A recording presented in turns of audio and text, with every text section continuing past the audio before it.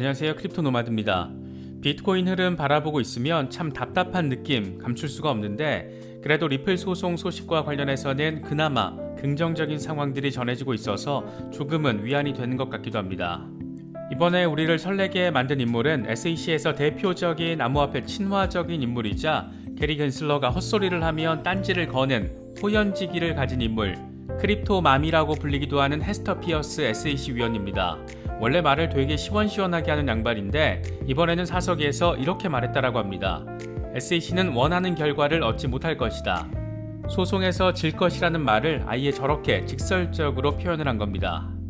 이 같은 내용은 폭스 비즈니스에서 거의 리플 전문 기자로 활약하고 있는 엘레노어 테렛이 트위터에 올리면서 세상에 알려졌습니다. 엘레노어 테렛은 SEC 내부 사정을 잘 아는 소식통으로부터 들었다 이렇게 밝히면서 이 같은 내용을 전했습니다. 엘레노어 테렛은 찰스 가스파리노와 더불어서 폭스 비즈니스에서 리플 소송 관련 소식을 진짜 보기 드물게 오랜 시간 추적 취재를 해오고 있습니다. 최근 리플 CEO 브래드 갈링하우스가 폭스 비즈니스에 출연해서 법원이 곧 판결 내릴 것 같다 이런 폭탄 발언을 했을 때 옆에서 웃고 있던 남자가 바로 찰스 가스파리노였습니다. 어쩌다 보니까 폭스 비즈니스의 크립토 분야 취재와 관련해서 꽤나 열성적인 팀워크가 잘 형성돼 버린 것 같습니다.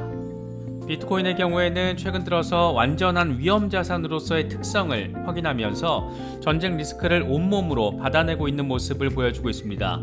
어쩌면 리플 소송이 진짜 자고 일어났더니 전격 합의 이런 식으로 잘 정리가 돼서 비트코인을 대신해 리플이 시장을 잠시나마 견인하는 역할을 해줄 수도 있지 않을까, 그런 기대감도 가져보고 싶은 그런 상황인 것 같습니다. 이번 영상에서는 대체 왜 SEC가 리플을 상대로 소송을 냈는지 그걸 도통 알 수가 없는 상황에서 SEC 현직 위원이 왜 이렇게 당당하게 SEC의 패소를 단언적으로 받아들이고 있는지 집중적으로 짚어보도록 하겠습니다.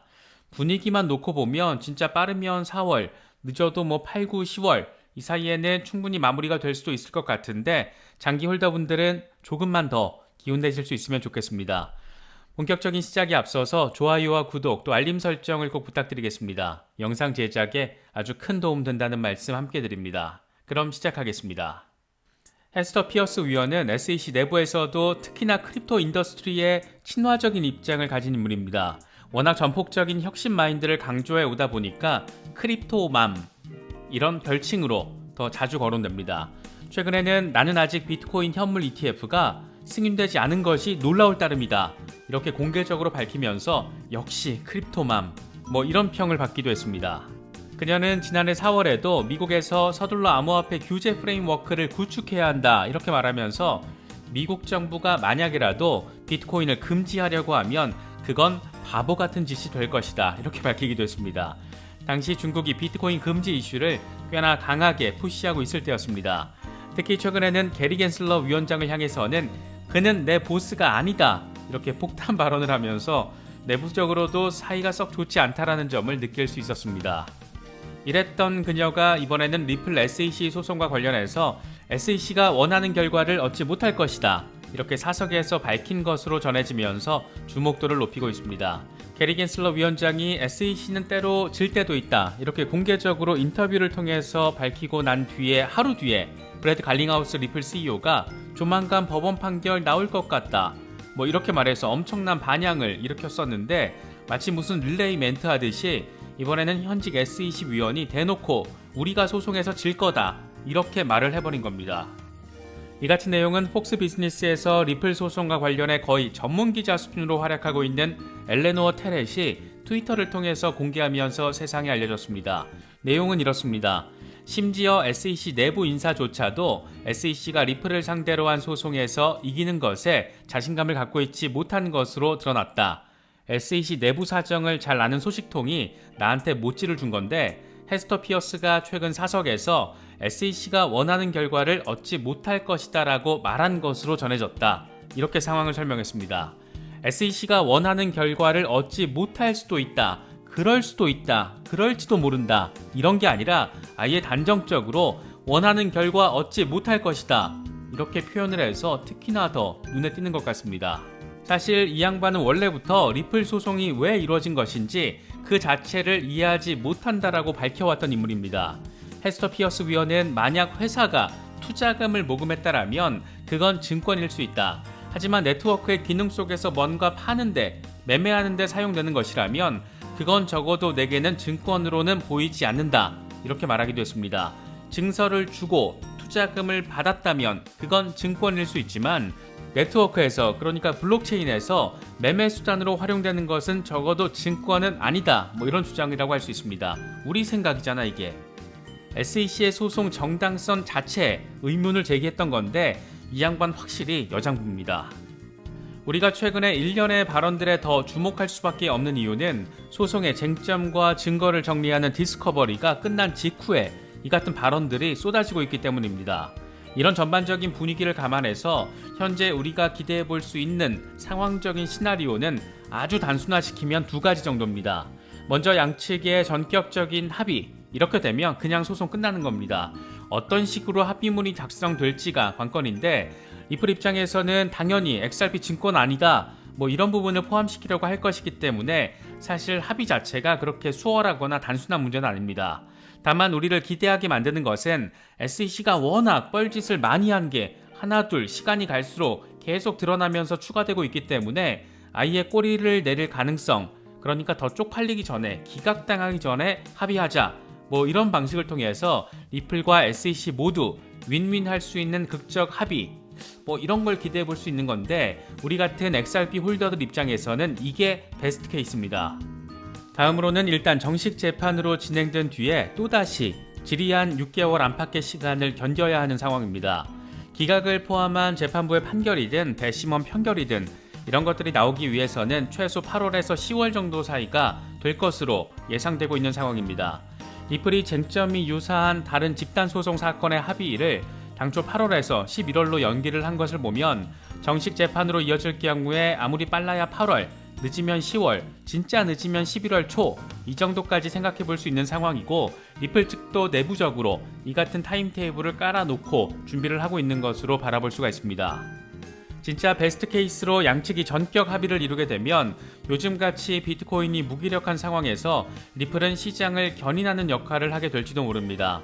워낙 소송 리스크로 인해서 그동안 시세가 강력하게 눌려왔었기 때문인데 소송이 긍정적으로 마무리될 경우에 전고점 돌파 정도까지는 큰 무리가 없을 거라는 전망에 이런 전망에는 이견이 없는 것 같습니다.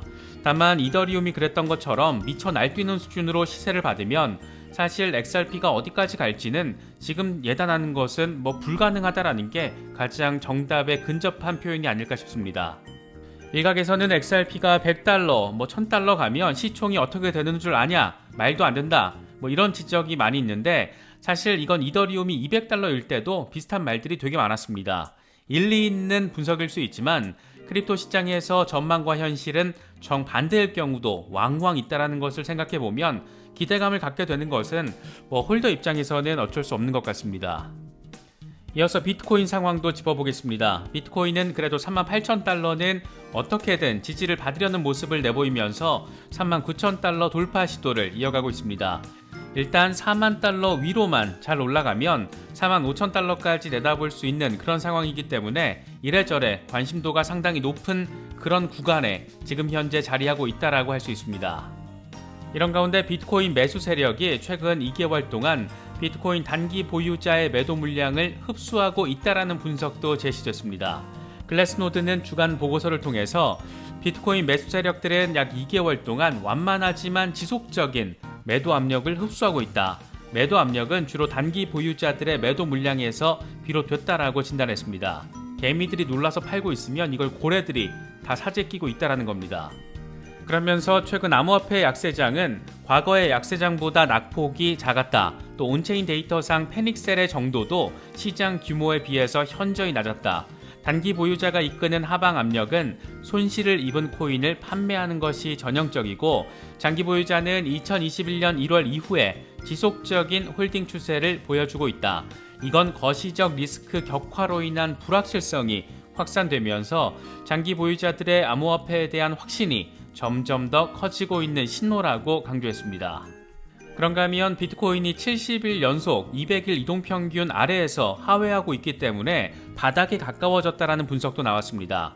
비스포크 인베스트먼트의 분석가 제이크 고드는 비트코인이 장기간 200일 이동평균을 하회하고 있다라는 점에서 볼 때 바닥이 가까워졌다라고 진단했습니다.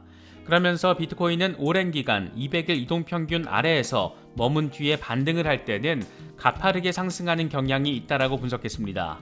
함께 공유한 과거 데이터를 보면 비트코인이 최소 50일 연속 약세를 보이다가 반등을 하면 평균 수익률은 31%였고 연평균 수익률은 226%로 나타났습니다. 어쩌면 비트코인의 다지기도 이러다 갑자기 마무리될 수 있는 건 아닐까, 그런 기대감을 가져봅니다. 전쟁 리스크가 강화되면서 세계 경제는 직격탄을 받고 있고 고물가의 저성장이 겹치는 스태그플레이션 우려도 글로벌하게 펼쳐지고 있습니다. 당장 각국 중앙은행들이 신경을 곤두세워야 하는 그런 상황이 되다 보니까 금리 인상 시기 역시 보류될 가능성에 대한 언급도 좀 더 적극적으로 제시가 되고 있습니다. 피델리티의 글로벌 매크로 책임자인 살만 아흐메디는 상품 가격 상승이 인플레이션 상승과 저성장을 이끌게 될 것이다. 러시아로부터의 현물 흐름이 앞으로 며칠 또는 몇 주 동안 큰 차질을 빚을 경우에 유럽의 경기 침체 리스크가 가파르게 상승하고 있다라는 의미다. 이렇게 지금의 상황을 진단했습니다. 일단 유럽 중앙은행의 경우에는 금리 인상이 사실상 연기될 가능성이 높다, 이런 분석들이 이어지고 있습니다. 3월 10일에 통화정책 회의가 열리는데 올려봤자 연말까지 0.1%포인트 수준에 불과하다, 이런 전망이 우세한 것 같습니다.